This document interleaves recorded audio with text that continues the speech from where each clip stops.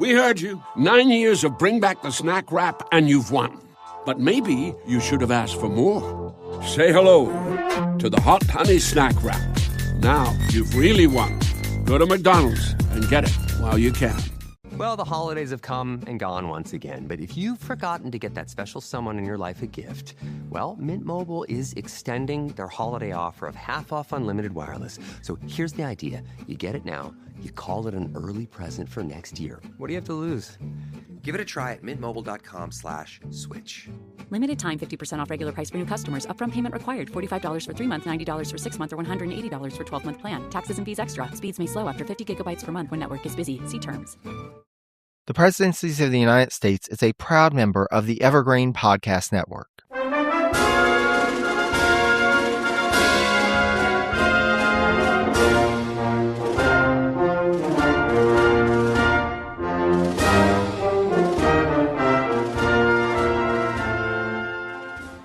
Hello and welcome to the Presidencies of the United States. I'm your host, Jerry Landry. As this is a Seat at the Table episode, I am joined by a special guest, and this is his first appearance on Seat at the Table. Greg Gassman is the host of the Popular History Podcast. Greg, thank you so much for being here. Thank you, Jerry. Yeah, and I'm glad you were specific because I was going to say, I do think I read one of the quotes for one of the wrap-up ones recently. I think you did, yes. Hey, I appreciate the invite. I am extremely honored and I love your show. Well, and likewise, I greatly love popular history. I love what you're doing with your podcast, and you get to something that I think that, and it's something I always try and encourage folks whenever they're thinking about starting a podcast, just have fun with it. You know, if it's something that you're interested in, if it's something that you're excited about, I think that as podcasters, we sometimes put too much pressure on ourselves that we have to have everything absolutely planned out, and you just launch into having fun with it. And I love the takes that you've done with it, the collaborations that you've done. You really show what having a passion for history can be. And as somebody who listens to your podcast on a regular basis, it's what keeps me coming back. And so I'd love to give you a chance to talk about popular history, what you do, before we launch into talking about this cabinet member today. Yeah. I mean, not to get too much into a mutual appreciation fest, but when I think of a show, and I do listen to a lot of podcasts, there's probably over 100 that I'm at least, caught up to the last month on. So I think your podcast is honestly quite similar in its own way with the way that I structure mine, in that you have that favorite topic in that sort of large sweep of the timeline, but then there's other segments, including a touch of RexiPod. We kind of are both, engaged a bit in that universe, but mine is more focused on the Catholic Church. So applying the history of the Catholic Church with, it does sort of roughly work out. I do see more of your show coming out than I do of mine because I've got family life always pressing at the edges, and that's fine. That's fine, right? That's the way it should be. But yes, I will never finish my topic. And I think you and I have that in common, to the chagrin of our audiences, perhaps. I mean, I'm planning on, going ahead and getting some cybernetic enhancements at some point to get me through. It's got to happen. Yeah, we're about 80 or 100 years away from completion. I've gotten most of the way through the Bible in my journey through the history of the Catholic Church in these last 5 years. And that in and of itself is a challenge. So, yeah. Well, excellent. Well, and where can folks find popular history? Yes. So I did intentionally make the name unique. It's POPEULAR. So it's popular with an E. So basically, if you Google it popular and tell it, yes, you meant popular, it should pop up with me. It might have Nikki Glaser. I'm not Nikki Glaser. But apart from that, popularhistory.com. I'm on a few different social media things, Facebook, the Twitter, updated to various levels. My website is not up to date except for the RSS feeds, which I guess is really what you need anyways. But yes, there's a story there and there's a story for everything. And, I love just kind of talking things through and just having some fun with it, like you said. So, yes. Absolutely. And I think that we're going to have some fun with this episode today because Greg has opted not to know who the cabinet member that we're going to be discussing is. And this is definitely an interesting one. So, Greg, I'm going to ask you if you have ever heard of Smith Thompson. Smith Thompson. I feel like there's maybe, well, okay. I'm going to go with no, because I'm assuming this is the name of a singular individual. Yes. I was going to say, my best guess as to having heard of Smith Thompson would be maybe there's a Smith Thompson act floating out there somewhere that I've heard of at some point. And there probably is with those names. But I assume that's not the topic for tonight. Well, and of course, this is one of those last name, first names. It's interesting. Yes, so we are going to be talking about Smith Thompson today. Rinse knows that greatness takes time, but so does laundry. So Rinse will take your laundry and hand deliver it to your door expertly cleaned. And you can take the time pursuing your passions. Time once spent sorting and waiting, folding and queuing, now spent challenging and innovating and pushing your way to greatness. So pick up the Irish flute or those calligraphy pens or that daunting beef Wellington recipe card and leave the laundry to us. Rinse. It's time to be great. So, just to start out, of course, as we always do, Smith Thompson was born to Ezra and Rachel Smith Thompson in Amenia, New York, in Dutchess County on January 17th, 1768. His father, Ezra, is described as, quote, a well-to-do farmer, land speculator, and lead mine developer who was also involved in local politics. Smith was at least the fourth of 5 children that I could find for the couple, and that is pretty much all that we know about his early days. Fair. So then we had the Revolutionary War. But as he was only 13 when the Battle of Yorktown happened, and I found nothing about fighting happening around their town, it doesn't seem like Smith experienced any direct consequences of the Revolutionary War. So we're through the Revolution. Yep. Oh, hey, at least we got some land speculation out of the way. I know that was a popular pastime. There we go. We've got to get that out of the way. Smith went to school at the College of New Jersey, the institution now known as Princeton University, and graduated in 1788. Around the time of his return to Dutchess County, Smith's father, Ezra, was elected to represent the county at the New York Constitutional Ratification Convention in Poughkeepsie that June. Ezra was an anti-Federalist delegate, but fell ill when it came time for the vote on the U.S. Constitution, which was ratified by the convention by 3 votes, 30 to 27. So he apparently did not cast a vote, and it passed through. So he's not on that one with the founders, the Rexipod there. No, he is not going to be covered in Imperfect Men. Yes. But it was tangent. Yes, bonus episode material there. Exactly. Whenever they come to season 2 and they cover all the folks who didn't, there we go. I believe that would be a larger number. the non-founders. Yes, like my season 2 covering all of the Catholics. There we go. There we go. So with the ratification of the Constitution, after a few months of teaching school, Smith Thompson decided another career trajectory was in order. Thus, he began a 3-year apprenticeship at the law firm of James Kent and Gilbert Livingston. And we've heard the Livingstons come up numerous times in this series, in the vice presidency series. They were a big factor in New York politics at the time. Kent was on track to rise in the legal schema of New York, and after training Thompson to the point that the young man was admitted to the bar in 1793, he handed over his partnership in the practice with Livingston to his former apprentice. So he is now connected with the Livingstons.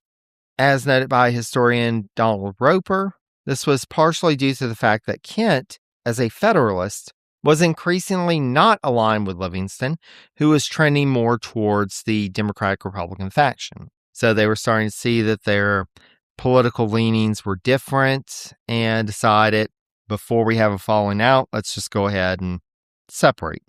Right. Do this quietly. Exactly. Which we wish that all conflicts were resolved that way. It doesn't always work out that way. Say it ain't so. And especially in politics.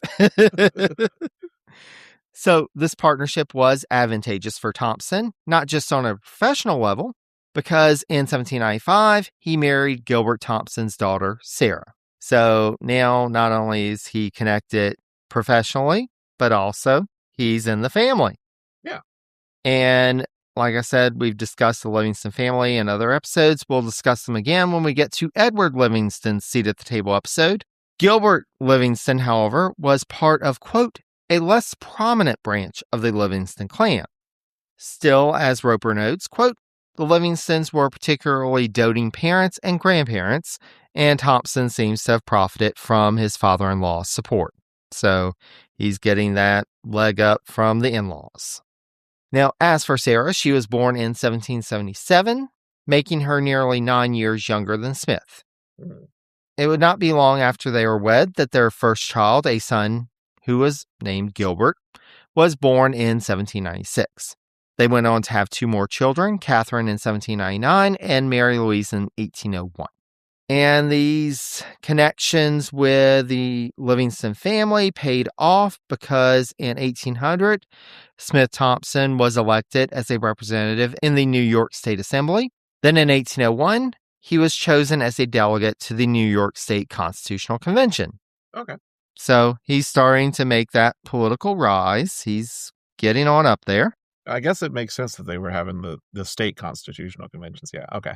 Oh, yes. Yes. And it's always interesting when folks are involved in those state constitutional conventions.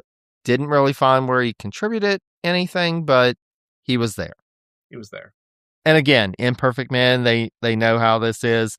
All the folks that they cover that are just there and sign the Constitution or the Articles of Confederation, whatever. So he was one of those. Presumably he did stuff. Presumably he did stuff. Well, we'll go ahead and assume that he was doing something besides just taking a nap while everything was going on. We'll be gracious. So Thompson would turn down an offer to be named as district attorney for the Middle District of New York, but in 1802, he accepted an appointment to the New York State Supreme Court, which historian Donald Roper attributes to Thompson's Livingston connections. Again, it's all about those in-laws and being able to have those connections. Yeah, a bit of patronage. A little patronage, it's good to know people. Yes. So Thompson joined the state's highest court at the same time as Morgan Lewis, who would go on to become governor of New York in 1804, and Henry Brockholst Livingston, who would be appointed to the U.S. Supreme Court in 1807. So that appointment, and we covered this in the narrative series with Jefferson, he didn't get many chances to influence the Supreme Court, but this was one of his chances. So Thompson's appointment to the court meant that he would work again alongside his former mentor, James Kent, who had joined the High Court in 1798. So it's nice they're getting to be reunited. Yeah. And at this point, Kent was the key player in the court.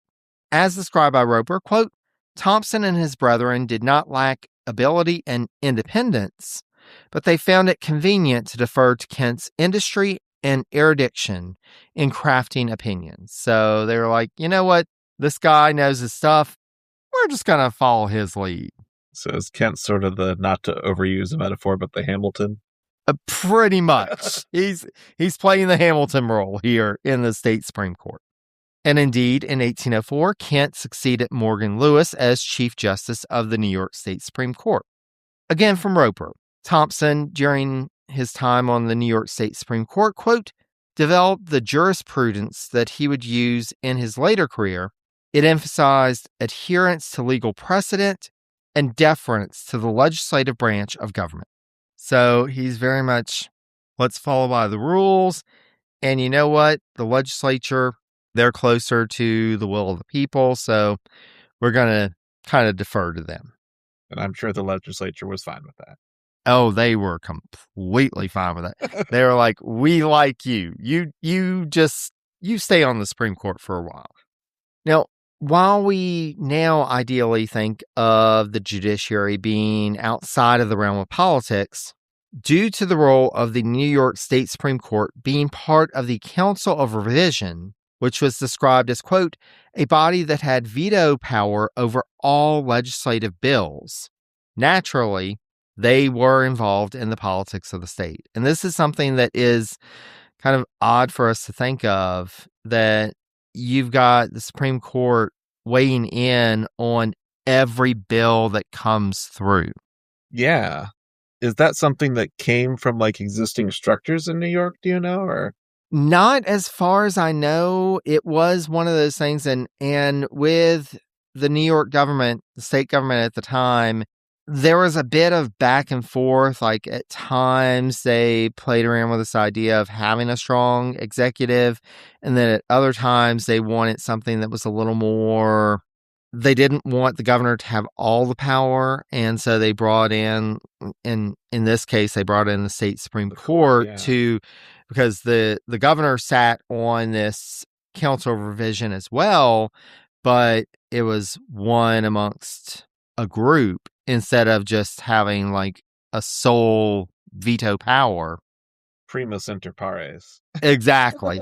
and it's really interesting, and that's been one of the things. And as we've had so many folks from New York in seat at the table and vice presidencies, getting to know more about the state government at the time is just, it's been fascinating because they have this council of revision, they've got a council of appointment, and the power is very much diffused. And you can also have strong influences within those bodies that one person can come to control everything. So it's really interesting. But that's a rabbit hole we won't go down too much tonight. The most recurring joke of my podcast, just as a warning, is that I do love a rabbit hole. Presidency's listeners know I do indulge in that a little bit here and there. Fair enough. So, he is still kind of part of the politics of the state. And in 1805, this meant the beginning of a lifelong opposition to DeWitt Clinton, as Thompson joined Governor Lewis and Federalists in supporting the charter of the Merchants Bank, despite the opposition of Clinton and other Democratic Republicans. And so DeWitt Clinton is definitely one of those figures. And for somebody who was never president, who was never vice president, he comes up quite often in these episodes. Again, thinking about going down rabbit holes, I have thought about doing a special episode on DeWitt Clinton. But anyway. But following this, Thompson would align with anti-Clintonian Democratic Republicans, including up-and-coming Politico named Martin Van Buren, who we'll be talking a lot more about in Seat at the Table, vice presidencies, and he'll have his own presidential series. Spoiler alert. Spoiler alert. He is a big deal. Heard of it, yes. So the two would become such strong friends and associates that the Van Burens named their fourth son Smith Thompson. So they have a strong relationship. While he's on the state Supreme Court, we get into another war, the War of 1812. Smith Thompson had nothing to do with the War of 1812. In fact, the only thing that I have for that time period is that in 1814, when his former mentor, James Kent, left the court to become Chancellor of the state of New York, Thompson succeeded his former mentor as Chief Justice of the state's highest court. So he gets a little bump up, but he's dealing with the court things and not really worried about the war. Almost impressive considering they're like sacking the capital. Exactly. I mean, But it's not the capital of New York, so not the capital of New York. Again, he's not there, so he's like, okay, you just handle your thing. So the war ends, and Smith-Thompson's still Chief Justice of the state Supreme Court. So with his alignment with Van Buren and his anti-Clintonian faction, Thompson found himself put forward when positions at the federal level were made available. Thus, in 1818, when rumors started up that the position of collector of the port in New York was about to open up, Thompson's name was put forward. Now, this position of collector was a rather lucrative position at the time. That was literally the word that popped into mind. Exactly. It was, if you wanted to make money, you wanted to be collector of the port of New York. You'll be talking about that again, I know. Oh, yes. And for quite a while. And there's a president in particular that we will be talking about the collector of the port of New York with. So at the time, the percentage of fees that were collected went directly to the collector. So they were able to skim some money off the top. Now, this rumor that the position was about to open up proved to be unfounded. But President Monroe did have another vacancy to be filled.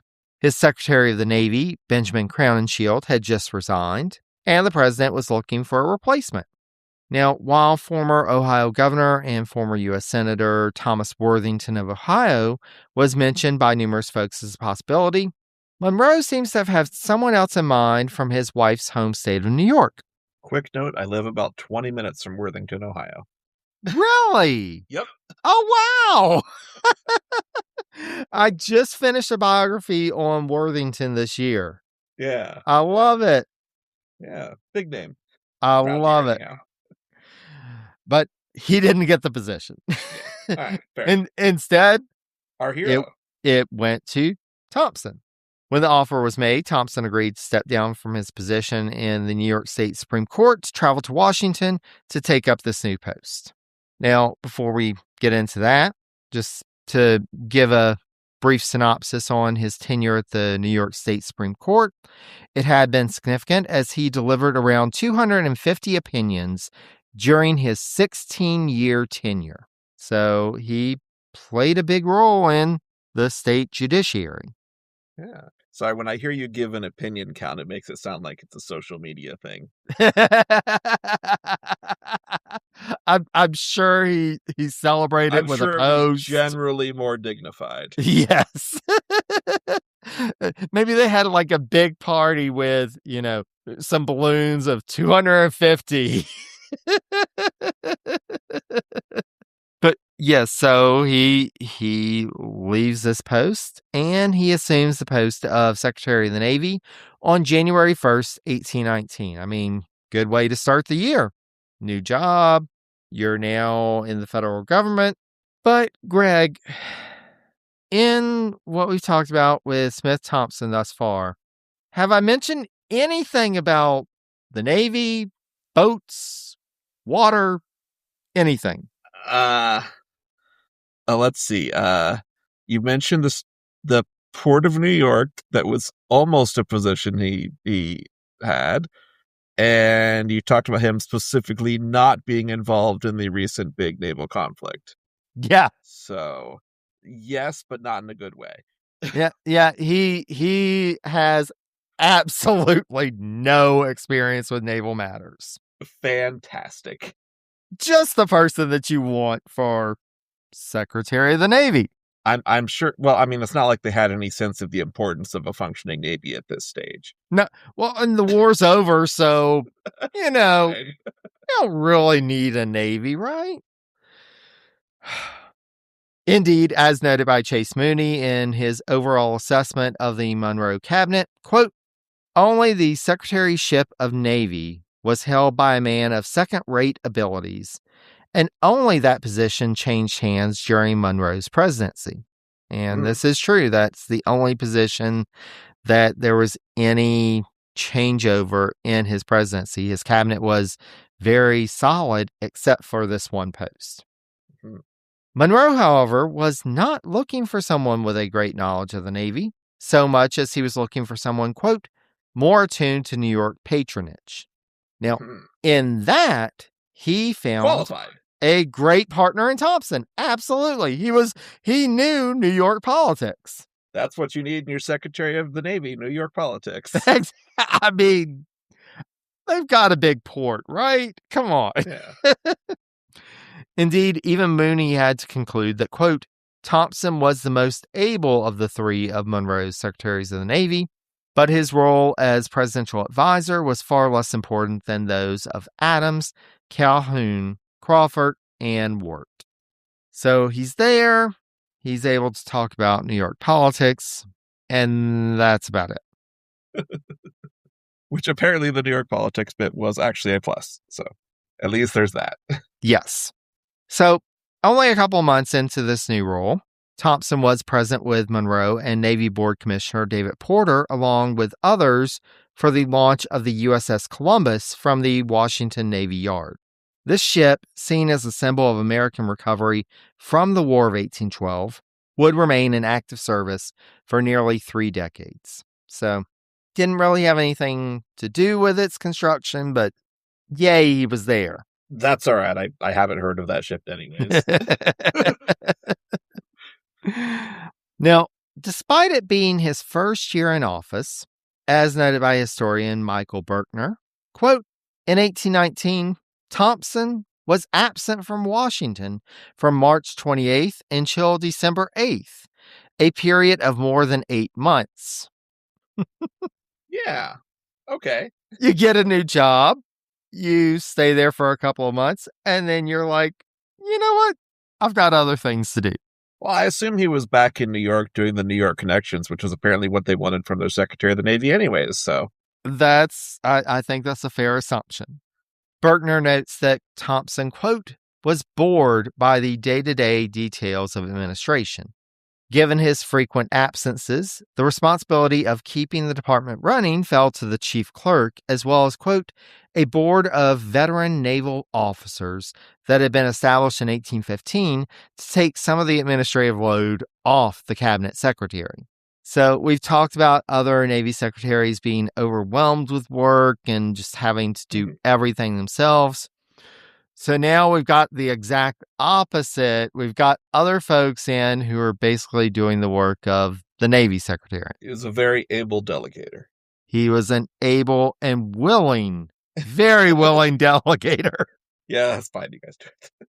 I believe in you. You have it. I'll see you in like 8 months. Now, naturally, you can imagine that Thompson's conduct, quote, had left the department's morale low, its civilian personnel weary, and its direction uncertain. This did not mean, however, that Thompson was completely bereft of an agenda. And Greg, this is where we have a little tangent of a religion connection here. All right. Because as the vice president of the American Bible Society, Thompson saw to it, while Secretary of the Navy, that sailors had easy access to Bibles. Okay. So like Gideon's Bible, but on the decks. Gotcha. Yeah. Unfortunately, this is the only thing that I found in terms of Thompson taking initiative at the Navy Department. Actually changing something on ships. A Bible in every bunk. Okay. Yes. It could be used as a flotation device in case of emergency. Just, the Bible will float on water. It's okay. Yes. Oh, Smith Thompson. Come on. In Congress in January 1821, a proposal was put forward, quote, to retire half the naval force still on active service and to spread over a longer period the appropriations necessary to complete ships already under construction. So they're basically like, there's not a war. We're fine. We're at peace with Britain, and they're the only one we really would be worried about. Yes. And this is a time where, we've still got this from the Revolutionary era, this idea that having a standing military is bad. It's a danger. Yeah. And so any chance that we can cut that force, Congress is all about. I have a question forming in my mind because I know one thing about President Monroe off the top of my head, and it seems like it would have some impact on the Navy situation. But we can put a pin in that for as long as it takes. Okay. I feel like it's going to come up in some fashion here. I will be ready.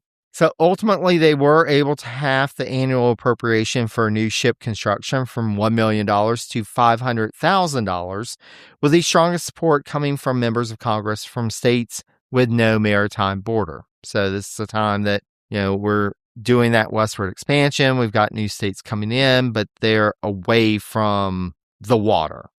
Right. Yeah. Smith-Thompson was the only member of the cabinet to advocate that Monroe not deliver an inaugural address in 1821, but he was ultimately overruled. And I was not able to find anything about why he didn't think that he should deliver an inaugural address, but also considering that basically the only reason that Monroe got a second term was that nobody cared to run against him or to actually... They were like, he's already there. His stuff's there. Leave him there. Fine. Maybe he just felt that, well, if they don't care, we don't care. Whatever. Had there been like inaugurals for second terms at this point? Yes. Yeah. So there was an inauguration for everyone, but as we covered in the vice presidency series, one of the questions at this point was whether the vice president actually had to show up for the inauguration. And in this case, no. Daniel D. Tompkins did not show up for that inauguration. He took his oath of office in private, back at home. Yeah. Oh, and I guess Washington's second inaugural is pretty famous. So, okay. Yes. So, he did go ahead and deliver an inaugural address. He was reinaugurated. Over some objections. over one objection. Now, Smith-Thompson issued orders to Captain David Porter on February 1st, 1823, directing him to take charge of a naval base on Thompson's Island on Key West in Florida for the purpose of combating piracy in the Caribbean. So piracy was becoming an issue in the Caribbean. The U.S. was like, we need to do something about this. He's like, my name is on this island. I mean, you might as well go there. And in his orders, Thompson stipulated that Porter could land on Spanish colonies in the area and pursue pirates. But this permission was, quote, limited to the unsettled parts of the island. I'm sure that will stick. That's definitely how U.S. military operations go. Always. And as you can imagine, we will come back to this when we get to Thompson's successor, as he would ultimately leave his post prior to the end of Monroe's second term. But yes, we have not heard the last from Captain David Porter. So when Supreme Court Associate Justice Henry Brockholz Livingston, we mentioned him earlier, that he was an appointee of Jefferson, he passed away on March 18th, 1823, and so Monroe was presented with the opportunity and challenge of filling the vacancy on the nation's highest court. Now, given that Livingston had been from New York and that Monroe had stressed the idea of geographic balance during his tenure as president, he knew that he had to fill the position with a New Yorker. And this was really a standard practice at the time. The Supreme Court, all the seats were seen as being for like a certain area of the nation. And so this seat was seen as the New York seat. Mm-hmm.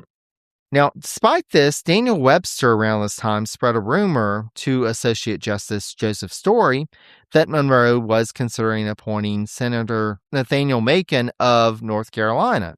Macon had been Speaker of the House during Jefferson's first term and was actively involved in the judicial reform efforts of the time, which included the Judiciary Act of 1801 and the impeachment of federal judges. So he was seen as being someone who was very interested in reform of the judiciary, which was a big Democratic-Republican push. Mm-hmm. As Monroe deliberated the choice, there was a complication in the fact that there was a presidential election coming up the next year. And many of the top candidates to succeed Monroe were actually in his cabinet. And New York was a key state in the contest, so he had to carefully consider all of that. He didn't want to be seen as favoring any one of the candidates. He also didn't want to get involved in all of that mess. Yeah, it's a hornet's nest. Yeah. As noted by Crawford biographer Mooney, quote, Monroe played well his role of impartiality toward all the presidential candidates by choosing Smith Thompson, Secretary of the Navy, for the court vacancy. Yeah, he's actually got background for this. He's done this before. He was on the state Supreme Court. This is actually something that he can do. And Mooney goes on and says that Crawford was surprised by the choice and thought there must be a secret history of the cast. He thought that there was something else going on. But Roper sees Monroe's commitment to appoint Thompson as evidence of his loyalty to someone who had proven to be a trusted lieutenant. Like he was somebody who, again, we talked about, he was like a rule follower. He liked to stay in the lines. And so he had really towed the line with the Monroe administration. Monroe was like, you know what? He's a good guy. Drama. Yeah. Get some Bibles out there. Get some Bibles out there. You're good to go. Though it took some convincing, Thompson eventually agreed to the recess appointment and left his post at the Navy Department on August 31st, 1823. So now he is on the Supreme Court. Now, to that point, the Supreme Court, headed by John Marshall, had all boarded together while the court met in Washington. So that was one of the things that John Marshall was really focused on. He wanted to bring about unity with the court. And so he was like, let's all live together. That way we're working on cases. We can talk about them over dinner. Interesting. And it really did create a sense of unity in the court. Yeah. But it would be due to Thompson, or more specifically his wife Sarah, that this arrangement was broken up. Because Sarah, unlike other Supreme Court justices' wives, accompanied her husband to the nation's capital for the court session. So the other wives were like, you know what, you go to D.C., that's fine. Hang out with the frat boys. Hang out with the frat boys at the frat house. And Sarah's like, no, I want to go to the Capitol. I want to see what's going on in D.C. That's funny. That's the opposite. I thought you would have said, like, hey, be here in New York or whatever. She was like, I need a little peace and quiet. Let's go to Washington, D.C., this backwater. Yes. So because she came, he wasn't able to room with the others. They made their own arrangements. So though he had already assumed his seat in a recess appointment, Thompson still had to be fully confirmed once Congress got back in session. And on December 19th, 1823, the Senate, by a voice vote, confirmed Thompson's appointment to the Supreme Court. Naturally, Thompson was expected to fill circuit court duties in New York and Connecticut. And so this was a time where basically each Supreme Court justice was sitting on a circuit court as well. It was, you think of transportation at that point in the 1820s, it wasn't easy. It was not anything that they really enjoyed, but they had to do it. Yeah, real classic travel component. Like, that's a long tradition with courts. Oh, yes. His circuit court duties brought a good deal of admiralty law cases his way, but he also saw a number of cases dealing with the authority of the court, commercial law, and taxation. But because of his experience with admiralty law, he was often turned to as an author of Supreme Court admiralty opinions. So the fact that he was engaged with this work in the circuit court, when he came back to the high court, they were like, you know what? We're going to turn to you to write these opinions. You know your deal here. Now, Thompson would prove to be more outspoken on the court than his predecessor, Brockholst Livingston, and had no problem expressing his differences of opinion with other members of the court. Indeed, as noted by historian Herbert A. Johnson, Thompson's judicial philosophy proved to be quite different from that of Chief Justice John Marshall, who had been the leading force on the court for decades. As described by Johnson, quote, Thompson felt that state legislatures should be permitted to take any action that did not conflict with the exercise of a federal power. And so again, we get back to this judicial philosophy of let's go ahead and respect the state legislatures. Mm-hmm. So opinions 251 and beyond were spicier. Exactly. Exactly. Just adding a little spice here. Unfortunately, the election of 1824 would dampen Thompson's relationship with Van Buren, as Van Buren supported Treasury Secretary William H. Crawford to succeed Monroe, while Thompson was decisively anti-Crawford. He was like, I've worked with this guy. No, he does not need to be president. And in order to defeat Crawford, Thompson even let his name be floated about at one point. He was like, whatever it takes to just get rid of this guy, I will even stand for president. I don't care. Okay. But Van Buren was very much Team Crawford. In the Antelope case of 1825 that was brought before the Supreme Court, quote, Thompson held, and the Antelope was a ship, by the way, not an actual. Say, please. Capital A Antelope. I almost don't want you to elaborate. Capital A Antelope. Not an antelope, like the animal. So, quote, Thompson held that slavery was not, as such, contrary to international law, and that those engaged in the international slave trade could be punished only under the municipal laws of their nation. You really knew how to make a U-turn from the mirth at the name there. Yes. It was not a feel-good case. Yes. All right. So classic 1820s jurisprudence. Gotcha. Yeah. Though Thompson in the Monroe administration, quote, had been vigorously opposed to the international slave trade, his concern for state authority, his views of the Commerce Clause, and his political sense of caution prevented him from acting upon his earlier convictions as a Supreme Court justice. So, even though previously he'd been like, the international slave trade is wrong, he didn't see that there was a legal basis in his view of the law to be able to do anything about it. Gotcha. In 1827, in the case of Ogden v. Saunders, Thompson was able to force Chief Justice Marshall into the dissent on the case. Marshall had pretty much run the court for the last nearly 30 years. Yeah, big name. And Thompson was able to push him out of the majority opinion. Yeah. Whereas Marshall felt, quote, that a New York bankruptcy law violated the Constitution's contract clause, Thompson argued for what would come to be, quote, his best remembered area of constitutional contribution, with his focus on the Commerce Clause of the Constitution. So he was able to outmaneuver John Marshall. Yeah. So he wrote the majority opinion on that one, or? Yes. Yeah, that's big. That same year, Thompson would be the only dissenter in the case of Brown v. Maryland, where the Supreme Court ruled that Maryland's tax on imports threatened federal authority to regulate commerce with foreign nations and was thus unconstitutional.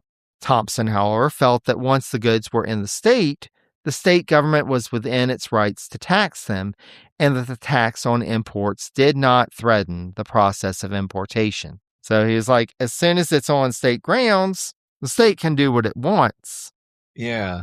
He's definitely a pro-state side thing, yes. He is very much about states' rights and that the state authority is greater. Mm-hmm. In 1828, Thompson allowed his name to be put forward for the New York gubernatorial race against his former associate, Martin Van Buren, but Thompson lost the race. Now, funny enough, his successor at the Navy Department, Samuel Southard, played a role in convincing Thompson to stand for election. Historian Herbert Johnson notes that Thompson's continued political ambition was rare, though not completely unheard of, in the Supreme Court of the time. And we'll talk about some other Supreme Court justices that ran for offices. Yeah, it's interesting. You're on the Supreme Court and you're still going for stuff. Yeah, but Not completely unheard of, but still a bit unusual. Mm-hmm. Thompson dissented in Cherokee Nation v. Georgia in 1831, asserting that the Cherokee had, quote, retained their sovereignty despite being defeated by the United States. This case, decided by a 4-2 ruling, actually found Joseph Story, typically in line with Chief Justice Marshall, joining Thompson in his dissent. As described by Johnson, quote, the Cherokee opinions provide insight into the Supreme Court during Marshall's declining years. Smith-Thompson carried Joseph Story with him in silent dissent, opposing Marshall's effort to sidestep a politically dangerous decision. And that's the thing, like this idea that the Cherokee had retained their sovereignty, that, and this is 1831, Andrew Jackson is president, and yes, that was very politically dangerous. Marshall, in his opinions, still is. And yes, and true, still is. We are still dealing with some of these issues. But you've got Andrew Jackson, and John Marshall knew the tenuous nature of the power of the court. And so he would at times temper things in order to make the right ruling, but maybe soften it a little bit. And Thompson was like, no, this is wrong. He's extra spicy. He's extra spicy. Opinion 260 or whatever it is now is extra spicy. Now, Thompson had already left Washington when the decision was announced on March 18th, but he had apparently filed his dissent earlier. And ironically enough, Thompson's notes from this case, quote, are the only surviving manuscripts from his court years. Oh. And they were turned to by Native peoples in court cases in the 1970s in order to resecure rights to their lands. So, yes, to your point, Greg, this is still something that Native peoples are dealing with. And the fact that they actually turned to Thompson's arguments from the 1830s in order to prove their case, very interesting. Mm-hmm. In 1833, his wife Sarah passed away at the age of 56. Mm-hmm. But a couple of years later, in 1836, Thompson remarried. This time to his deceased wife's cousin, Eliza Livingston. Okay. When they wed, Smith was 68 and Eliza was 31. Little bit of an age gap. That's a gap. I think theoretically that does, trying to do the math, I think that passes the half your age plus 7, though. I think just within that. Barely, but yes. Yes. Still feel a bit of a certain way about it. It's still a little, but yes. He is very likely older than her father. Probably. Yes. They would have 2 daughters and a son. Okay. Yeah. So. How many kids he's up to? He's got a pretty good number. He's getting on up there. And I guess he would have known her father pretty well because he was his wife's brother or something. Yeah. Yeah. Oh. Okay. Oh, boy.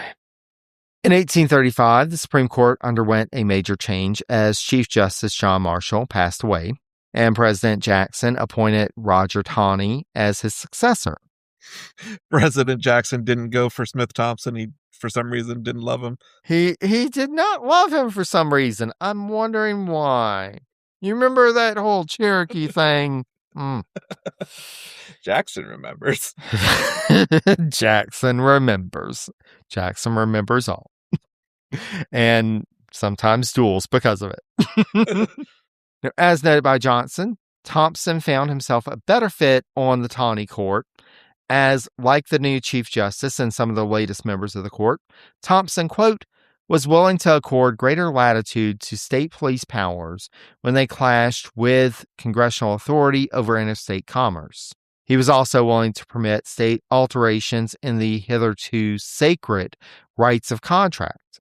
The winds of fundamental change were beginning to blow through the sedate chamber of the highest court in the land and were undermining the one-time judicial unanimity of the court's conferences. Yeah, so we are down the road from when he did not move into the frat house. Yes, we are well down the road from there. Thompson continued his legal work on interpreting the Commerce Clause in his concurring opinion in New York v. Milne in 1837, in which he expressed that, while he agreed with the ruling, he, quote, refused to distinguish a New York tax on immigrants as a valid exercise of police powers.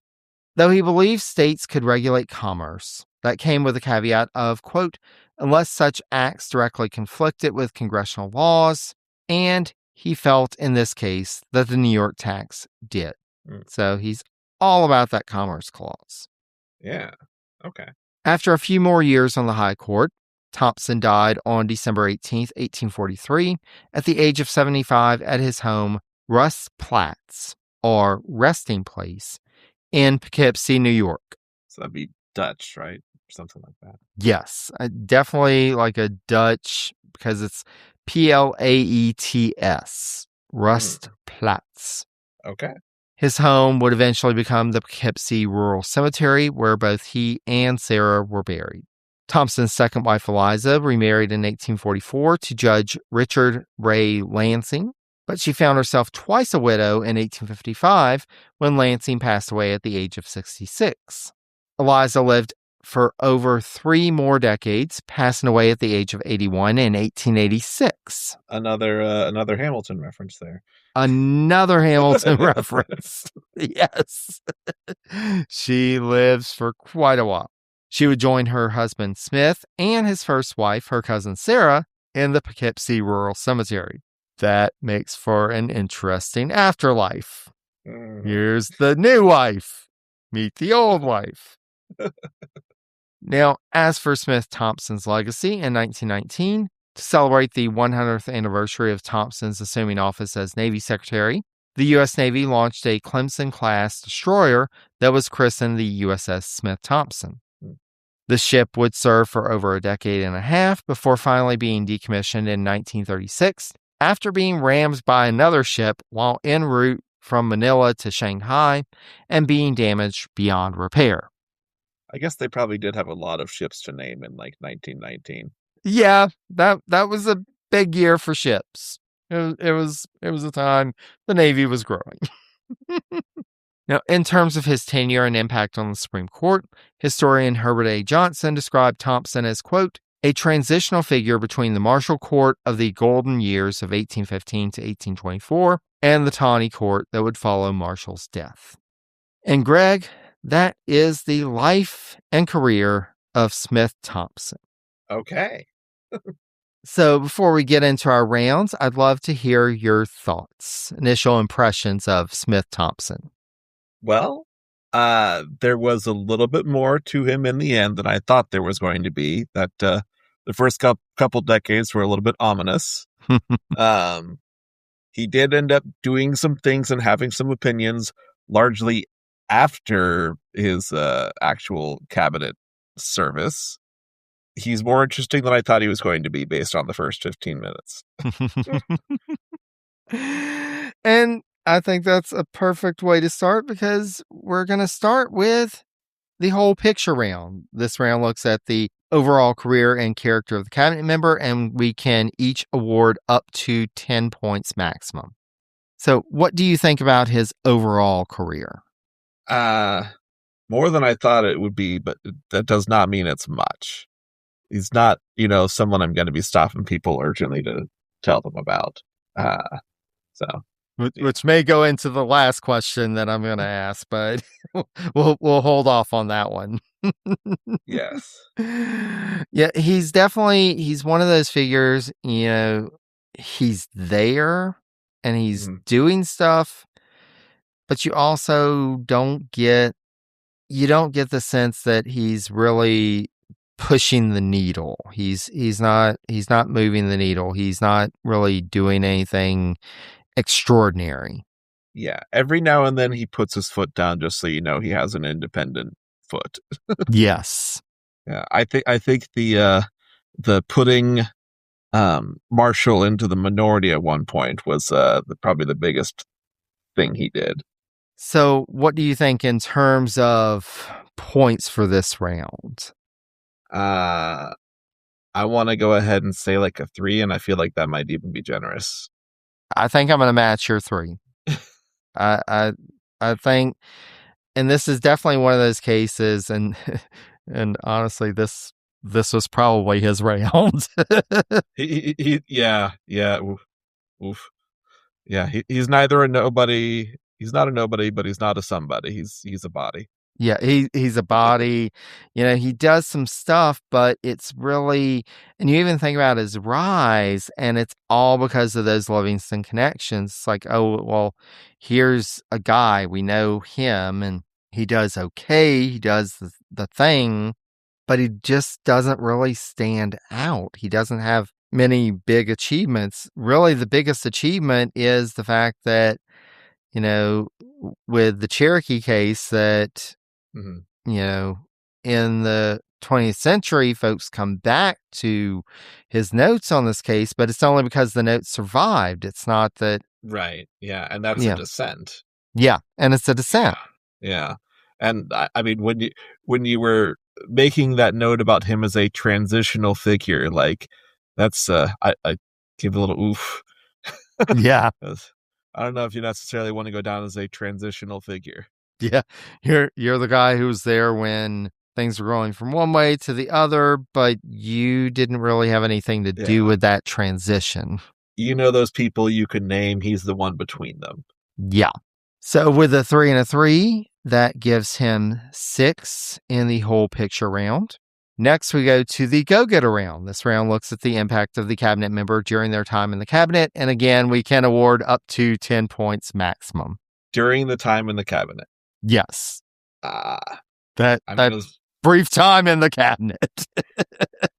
As much as I love Bibles, I can't see him getting any points here. I was really wondering if anything was going to come up relating to, spoiler alert, the Monroe Doctrine.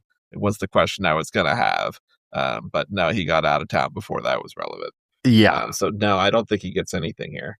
I'm going to give him 1 point just because New York politics were so important at the time. And I imagine that he was able to provide some insight and perspective to Monroe to be able to guide him through it. But that's really it. Like, that's even true.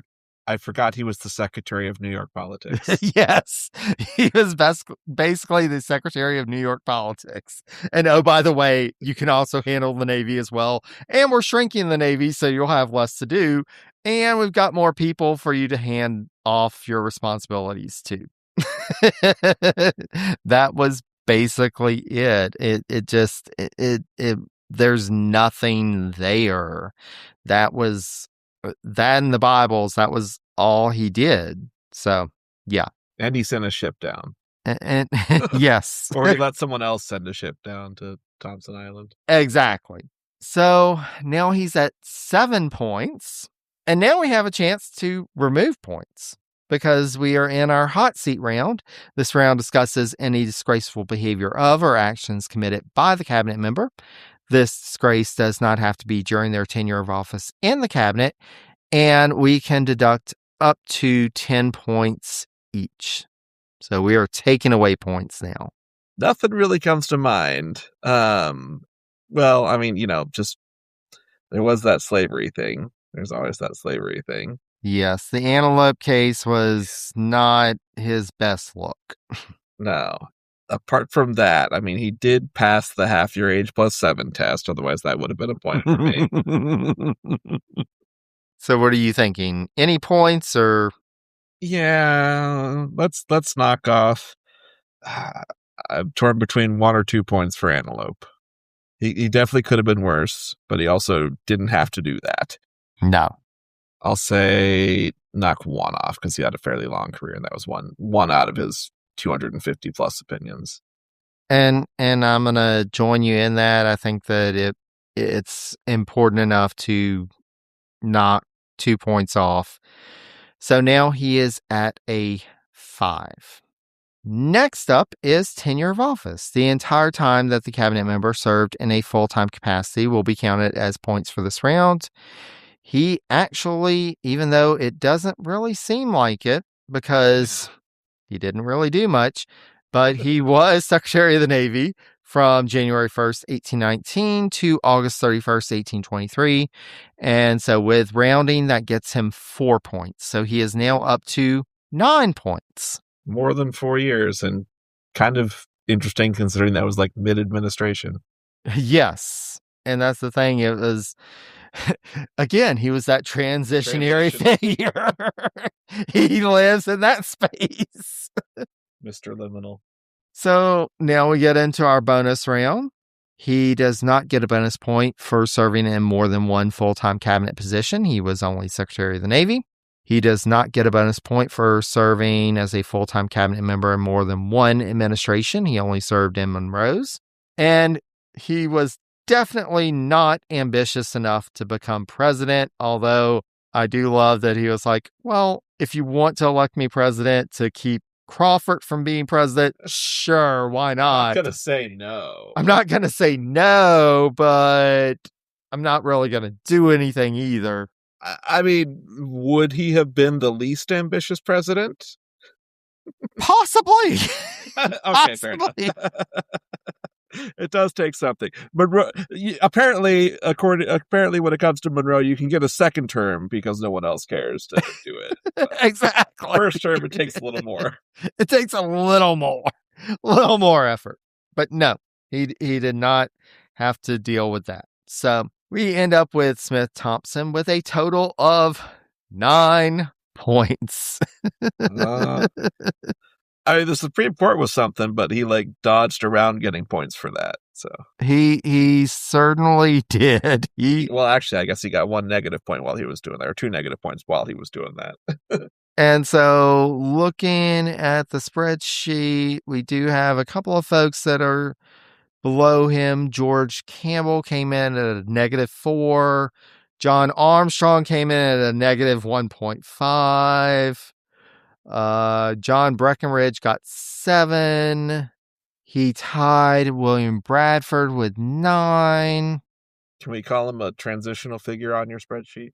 I think we probably should, because he is definitely, he's transitional. So, Greg, I do have to ask the question. After all I've shared about this individual's life and character and what we've discussed, do you think that Smith-Thompson is notable enough or impactful enough to earn a seat at the table of the Cabinet All-Stars? And I would love to hear, if you have a strong opinion for this, please do share. As much as I would love to throw a wrench into things, I cannot do it with a straight face, and I am on camera, so No. I would go with no. I think Smith-Thompson, we need to let you go back to your resting place, and I think you will be very happy there, knowing that you have nothing to do except maybe give a few opinions on New York politics. There you go. Yeah, I don't think he got a ship on his bicentennial. No, I think they'll probably opt for somebody else to name a ship after moving forward. Well, Greg, I cannot thank you enough for joining me for this episode. Smith-Thompson definitely gave us some laughs at the very least. Yes. There was enough to be amused about. And I think this is probably the longest that anybody has talked about Smith-Thompson in a long, long time. So we can say that. There was a conversation about search engine optimization. I was like, well, my strategy is to be the only person doing podcast episodes on some of these individuals. That way, when they pop up, I'm at the top. At the top of the list. So this episode, if anybody searched for Smith-Thompson, we're going to be at the top. Well, I think there's an investing firm, so. Oh, gosh. It does sound like an investing firm name. It does sound like, it sounds like some kind of investment or banker, wait, trader. No, it's home security is what it is. Oh, yeah. Really? Yeah. Okay, that's what I'm seeing, yeah. I'm not sure that I would trust Smith-Thompson with my home security after what we've talked about with him. You got a Bible and you got whatever the boys put together in my absence. I know people. They'll deal with it. Well, Greg, I cannot thank you enough. It has been a pleasure to talk with you. And for our listeners, check out Popular History. It's available where all fine podcasts can be found. I'll have links on the page for this episode on my website, presidenciespodcast.com. So be sure to check that out. Greg, thank you so much again. Thank you, Jerry. It's been an absolute pleasure. And until next time, stay safe and healthy, be kind to one another, and take care, dear friends.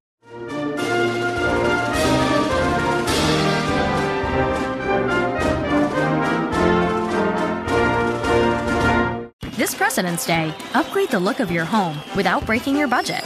Save up to 50% site-wide on new window treatments at Blinds.com. Blinds.com makes it easy with free virtual consultations on your schedule and samples delivered to your door fast and free. With over 25 million windows covered and a 100% satisfaction guarantee, you can count on Blinds.com to deliver results you'll love. Shop up to 50% off site-wide plus a free professional measure during the President's Day mega sale happening right now at Blinds.com. Terms apply.